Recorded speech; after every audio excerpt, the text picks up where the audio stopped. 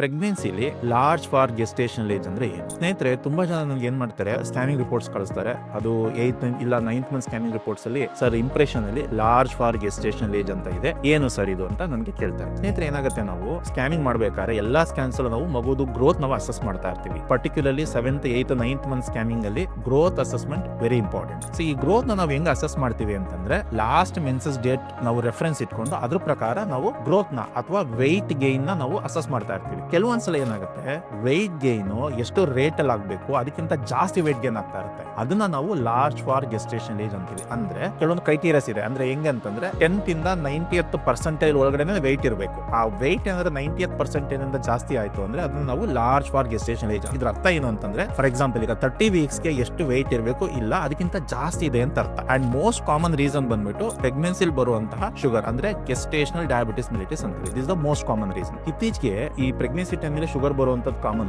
ತುಂಬಾ ಜನಕ್ಕೆ ಇದು ಗೊತ್ತಿರೋದಿಲ್ಲ. ಆಕ್ಚುಲಿ ಅವ್ರು ಏನ್ ಅನ್ಕೊಂಡ್ಬಿಡ್ತಾರೆ, ಓ ಶುಗರ್ ಬಂದ್ಬಿಡಿದೆ, ನೆಕ್ಸ್ಟ್ ಅದು ಹಂಗೆ ಕಂಟಿನ್ಯೂ ಆಗುತ್ತೆ ಅಥವಾ ವೆಯ್ಟ್ ಜಾಸ್ತಿ ಆಗ್ಬಿಡುತ್ತೆ, ಮಗುಗೇನೋ ಪ್ರಾಬ್ಲಮ್ ಆಗುತ್ತೆ ಅನ್ನೋ ಇನ್ನೆಲ್ಲ ಒಂದು ಅಪ್ರೆನ್ಷನ್ ಇರುತ್ತೆ. ಸೊ ಇದನ್ನ ಒಂದು ಎಜುಕೇಟ್ ಮಾಡ್ಬೇಕಂದ್ರೆ ಆದಷ್ಟು ಈ ವಿಡಿಯೋಸ್ ನ ಶೇರ್ ಮಾಡಿ. ಯಾರ್ಯಾರು ಪ್ರೆಗ್ನೆನ್ಸಿ ಪ್ಲಾನ್ ಮಾಡ್ತಾ ಇರ್ತಾರೆ ಅವರಿಗೆ ತುಂಬಾ ಯೂಸ್ಫುಲ್ ಆಗುತ್ತೆ. Thank you.